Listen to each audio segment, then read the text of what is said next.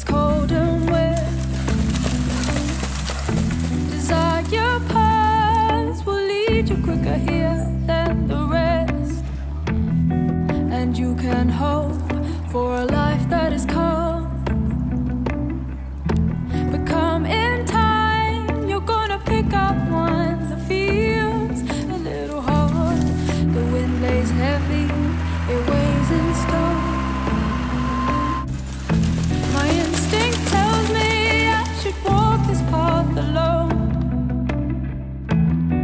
And you can hope for a life that is calm.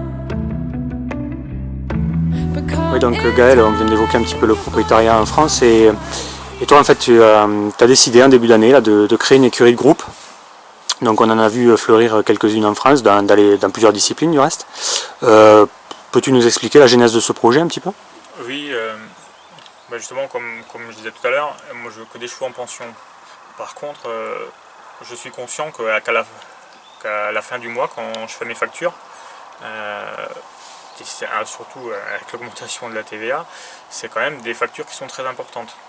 Et je me mets à la place des propriétaires, parce que je me mets déjà, pour moi, je dis qu'il faut des pensions, je me mets à la place des propriétaires de payer ça tous les mois. Si on n'a pas une très bonne rentrée d'argent, c'est très difficile de payer ces factures. Et moi, je voyais pas de trop bon oeil l'avenir des courses, la désertification des hippodromes. Et pourtant, il faut des propriétaires. J'ai dit tiens, j'en ai parlé, je voyais un peu ce qui se faisait ailleurs. J'en ai parlé à Monsieur Brault. J'ai dit écoutez, Monsieur Brault, qu'est-ce que vous penseriez si on faisait pareil une écurie de groupe? Et lui est toujours ouvert pour aider entre guillemets moi et développer la filière. Il a dit écoute, moi je te suis, essaye de développer un peu plus, me dire ce que tu veux vraiment faire et je te suis. Alors c'est comme ça qu'on est venu sur l'écurie J'aime trop. J'ai tout de parler à tous les propriétaires actuels que j'avais en février, parce que c'est en février qu'on a commencé la démarche. Ils m'ont tous suivi, ils m'ont dit ouais c'est une bonne idée. Déjà ça permet éventuellement d'acheter un cheval plus cher que si on le faisait tout seul. Et en plus de meilleure qualité, quoi. Pas comme un réclamé de province. Et pour payer les pensions, c'est aussi beaucoup plus facile quand on paye les pensions à 15 que quand on la paye tout seul. Les deux axes principaux de ce projet, si on résume, c'est le partager la passion peut-être avec des propriétaires actuels et pourquoi pas des propriétaires à venir, et la partager sur des chevaux de qualité. Donc pouvoir réunir un budget suffisant finalement pour pouvoir acquérir ou des poulains yearling, je dirais avec du papier, ou des chevaux à courir déjà qui ont montré une certaine qualité. Et l'exemple, je crois que c'est votre premier achat, Adi Bitom, donc un cheval que tu as réclamé pour le compte de cette écurie J'aime trop en début d'année. C'est vraiment ça, c'est vraiment ces deux axes qui t'importent toi aujourd'hui?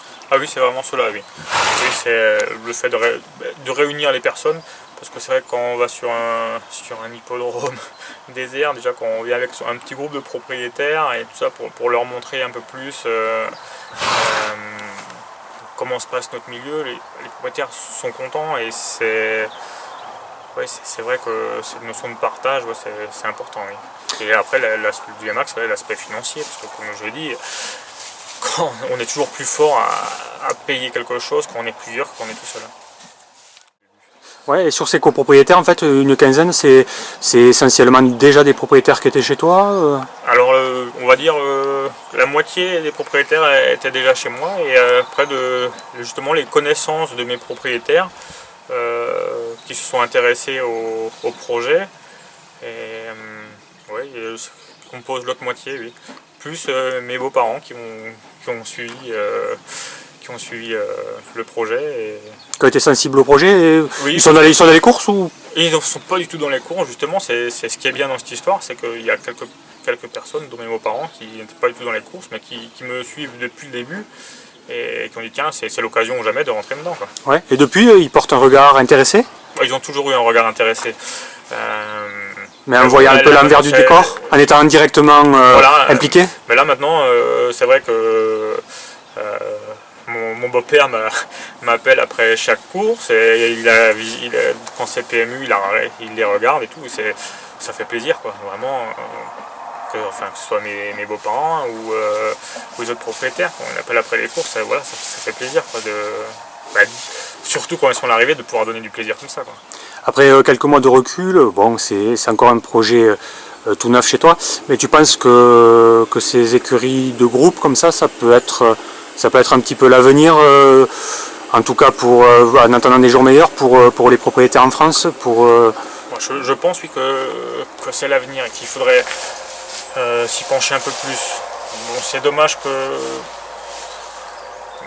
la SECF soit si exigeante pour l'entrée de nouveaux propriétaires, parce que nous on a fait, c'est pas un secret, c'est des actions de 1 500 €, et quand on demande l'agrément pour 1 500 €, alors qu'il y a plein d'autres histoires partout pour beaucoup plus, je trouve que c'est un peu dommage. Ça manque de souplesse ? Ça manque de souplesse et on perd du temps, quoi. On perd du temps. On a lancé le projet en février à l'achat d'Anibitum et on vient d'être officiellement agréé en septembre.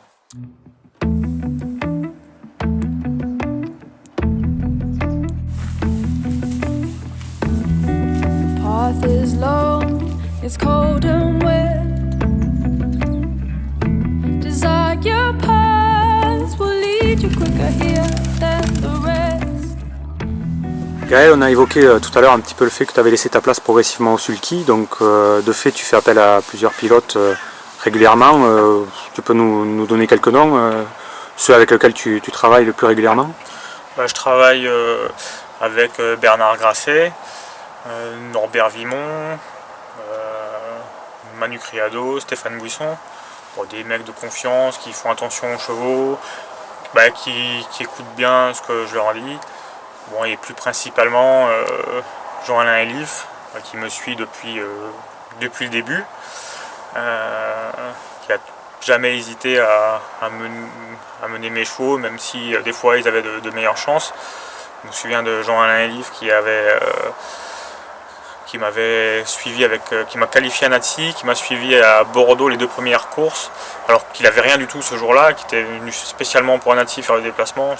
Vraiment, c'était super de sa part. Et plus principalement, Frédéric Closier, là, qui est quand même première monte chez moi. C'est pareil, dès qu'il est libre, il le mène. Nazi, c'est toujours lui qui l'a mené, à part 2-3 exceptions. En plus, pour Nazi, il fait même l'effort et la sympathie de venir le mener à l'extérieur. Vichy, Marseille, c'est quand même pas à côté. Et il a quand même pas mal d'occupations en tant qu'entraîneur aussi. Et il fait l'effort de venir me le mener. C'est vraiment très sympa de sa part, quoi. Ouais, comme tu le dis, par ailleurs, bien entendu, c'est des professionnels qui sont entraîneurs eux-mêmes. Du coup, ça te permet le fait de ne pas toi t'installer au sulky les jours de compétition, mais de leur céder la place, d'avoir quelquefois un autre regard sur tes chevaux, peut-être des conseils, peut-être après les courses, des orientations à suivre sur des chevaux. Ça peut t'aider ça dans ton... Ça m'aide beaucoup, parce que justement, c'est vraiment de bons professionnels qui ont de la réussite, qui sont de très bons metteurs au point. Et le fait de les mener en course, ils voient quand même des choses que moi je ne vois pas à l'entraînement, parce que moi je suis tout seul, voire 2, voire 3 à l'entraînement. Et quand on est en peloton, c'est quand même pas la même chose, les chevaux n'ont pas la même réaction. Des fois, ne serait-ce que sur une question de ferrure et tout ça, ils ont quand même un très bon avis sur le sujet. Ils me sont d'une très grande aide, quoi. Avec le recul, tu t'es aperçu que ça avait permis de faire progresser tes chevaux? Ah oui, c'est sûr que je vois comme des poulains comme ça, ne serait-ce des fois un avis, ça ne coûte jamais rien d'essayer, quoi. On essaye, ça marche, c'est des fois des choses auxquelles je ne penserais même pas moi-même, quoi. Je suis très content de travailler comme ça, surtout avec des gens comme ça, quoi. Gaël, sur ta façon de travailler, là, tu peux nous parler un petit peu, tu travailles seul, en équipe, comment ça se passe actuellement à l'écurie? Pour l'instant, je travaille en équipe. Il y a Jade Giacomoni qui me donne un coup de main pour tout ce qui est soins aux chevaux, boxe, préparation des chevaux, qui me suit depuis 1 an et demi. J'ai Pauline Gapto qui travaille à mi-temps aussi, et elle qui est apprentie, montée, attelée, et qui me donne un coup de main aussi le matin au travail des chevaux, aux soins. Et après j'ai ma femme qui me donne un coup de main. Bon, elle a son entreprise à elle, trotteur de réforme. Mais bon, dès qu'elle a temps perdu, elle vient me donner un coup de main, à faire 2-3 soins aussi, à faire un petit peu d'entretien. Et mon père, qui est de grand secours pour tout ce qui est bricolage. Bricolage, entretien, non, vraiment une grande aide. Ouais, j'ai cru le voir un petit peu ce matin, il occupe sa retraite à aider son fils. Il occupe bien sa retraite, ouais.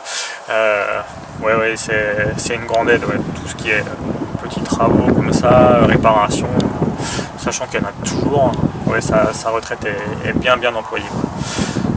Actuellement, comment tu vois l'avenir avec cette équipe? Tu vas faire évoluer ta structure? Comment ça va se passer un petit peu pour toi dans les mois à venir? Maintenant, tu as 5 ans d'installation, tu as magasiné bien entendu beaucoup d'expérience. Tu comptes continuer sur ce schéma ou... En 2015, j'ai fait ma meilleure année. Vraiment très bonne année. Et pourtant, fin d'année, je suis pas trop satisfait de mon année quand même, parce que je me suis un peu plus... J'ai pas respecté ma ligne de conduite. Je me suis un peu trop envahi de chevaux, on va dire. Et j'ai beaucoup de résultats moyens. Fin d'année, là, j'ai couru des chevaux qui n'étaient pas à 100% prêts, des chevaux moyens, chose que je voulais plus trop. Je voulais quand même sélectionner un maximum pour vraiment faire du bon travail avec le peu d'éléments que j'ai, quoi. Et là, je suis arrivé à 15-16 chevaux. Bon, c'est vrai qu'on est 3, mais je trouve que c'est pas vraiment, fin d'année, là, pas vraiment du très bon travail. Et ouais, j'ai pris la décision après un retour de Toulouse où ça s'est très mal passé. 3 partants, 3 fois rien. La nuit porte conseil, et au lendemain matin, j'ai changé mon fusil d'épaule, et pour le 1er janvier, je compte me séparer de mes employés. Non pas parce qu'ils travaillent mal, hein, bien au contraire, hein, ils m'ont vraiment aidé, bien travaillé. Mais je veux retourner à maximum 10 chevaux. Et pour 10 chevaux, je pourrais me débrouiller tout seul. Parce qu'au jour d'aujourd'hui, les charges sont quand même très importantes, même à mi-temps. Et je vais me séparer de Jade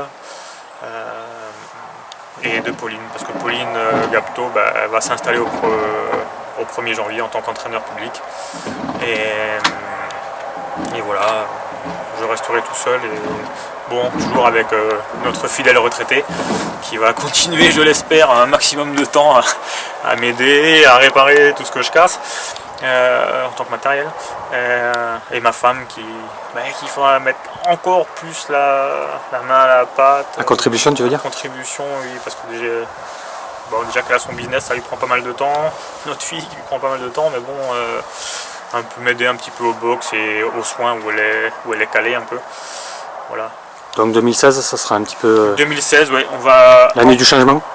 Oui, encore plus axé vraiment de la qualité, quoi. My instinct tells me I should walk this path alone. And you can hope for a life that is calm. But come in time, you're gonna pick up one that feels a little hard. And every time I go... Gaël, on vient de faire le point un peu sur ton avenir, sur l'avenir de ton écurie. De manière plus globale, que penses-tu, toi, à titre personnel, de l'avenir des courses sur un plan général? On sait que ça se porte plutôt pas très bien. Quel regard portes-tu là-dessus, toi? L'avenir des courses, c'est vrai qu'il n'y a pas un très bon regard actuellement. Je connais pas plus que ça, mais surtout quand on voit le PMU qui se casse un tout petit peu la figure. Et pour moi, la principale cause, et même tous les gens qui m'en parlent, tout le monde dit la même chose, mais rien ne change. Il y a des courses à l'étranger, je ne critique pas ces courses-là, il en faut pour tout le monde, mais quand on voit des courses au Chili, en Afrique du Sud, n'importe où, là,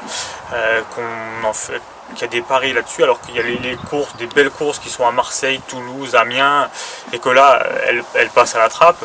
Pourquoi aller si loin alors qu'on a ce qu'il faut en France? En contrepartie, pour une fois qu'il y a un crack comme Timoko qui court à New York, dès que la course est finie, il y a 2 minutes de commentaires et on n'en parle plus, quoi. Et le Sud-Ouest, il n'y a aucun moyen de communication qui parle d'un cheval comme ça. Non, je pense qu'il faudrait rester un peu plus dans notre coin, mais enfin coin, le Sud-Ouest, la France, et un peu moins s'occuper des autres. Et je pense qu'il y aurait déjà plus à faire dans ce cas-là, quoi. C'est une réelle inquiétude pour toi? Oui, parce que à force de se diversifier, on perd. Hein. Je pense qu'il faut. C'est un peu comme moi, j'ai fait un peu l'erreur fin d'année, là, à avoir trop de chevaux, à en vouloir trop en faire, ben on en perd. C'est pour ça qu'il faut changer. Moi, je vais changer en 2016. J'espère peut-être que d'autres changeront aussi.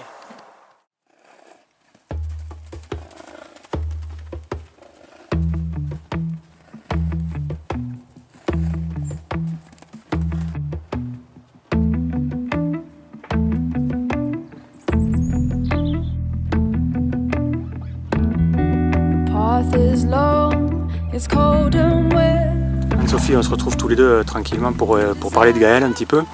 On sait que derrière chaque grand homme se cache une femme. Tu es celle-ci.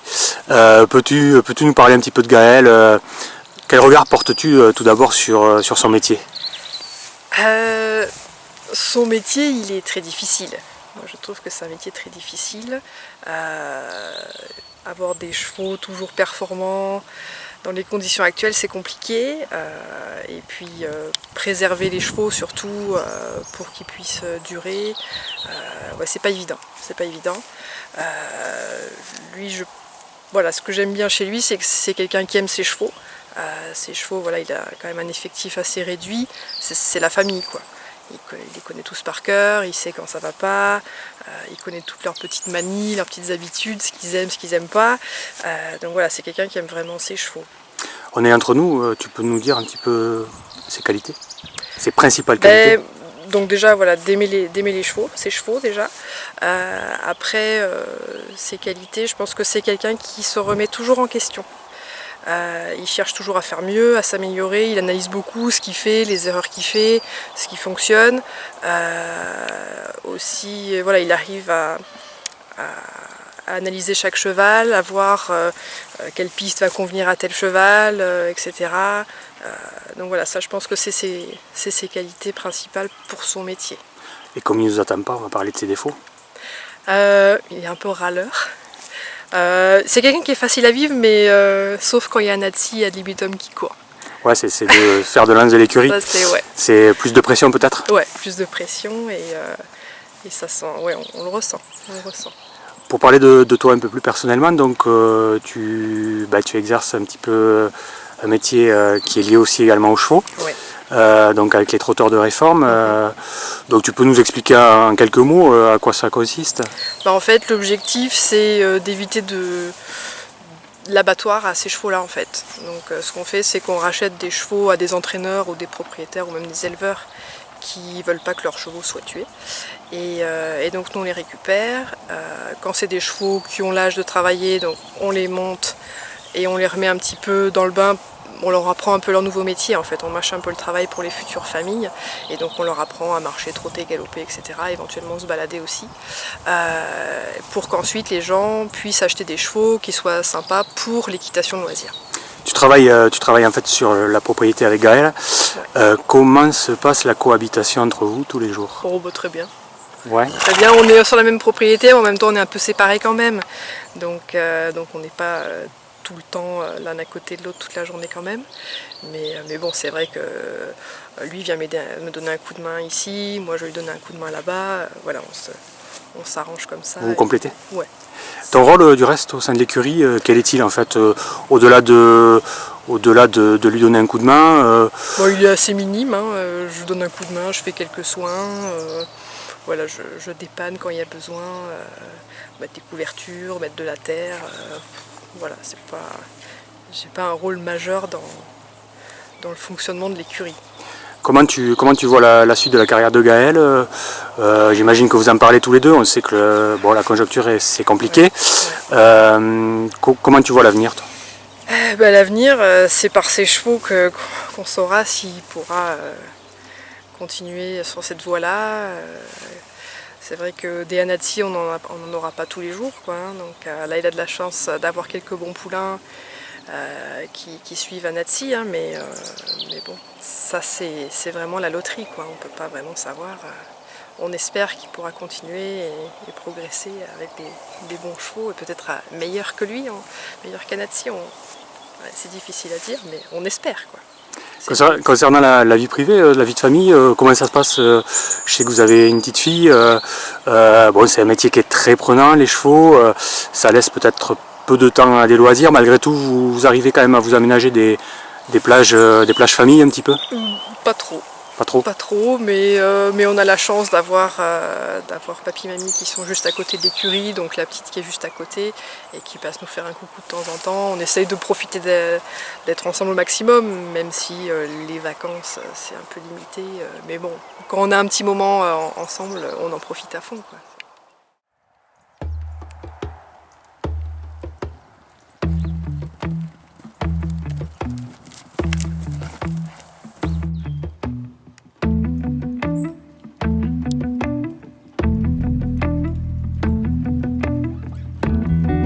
Path is long, it's cold and wet. Desire paths will lead you quicker here than the rest. And you can hope for a life that is calm. Bon Gaël, on va finir sur une note un petit peu rigolote. On va se faire un petit questionnaire de Proust. Donc évidemment tu vas me répondre du tac au tac. Si tu étais un cheval? Jacques de Bellouet. Un entraîneur? Jean-Paul Marmion. Un animal? Un dauphin. Un sportif? Usain Bolt. Une femme? Monica Bellucci. Une devise? Devise, ce qui ne tue pas nous rend plus fort. Un film? Titanic. Une chanson? Chanson.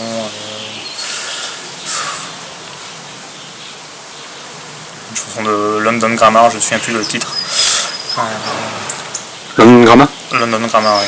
Un objet? Un objet, un fer à cheval. Un plat? Lasagne. Un lieu, un pays ou une ville? Le Québec. Un autre métier?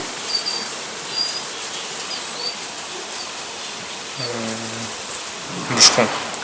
Une qualité? Une qualité, l'honnêteté. Et un défaut?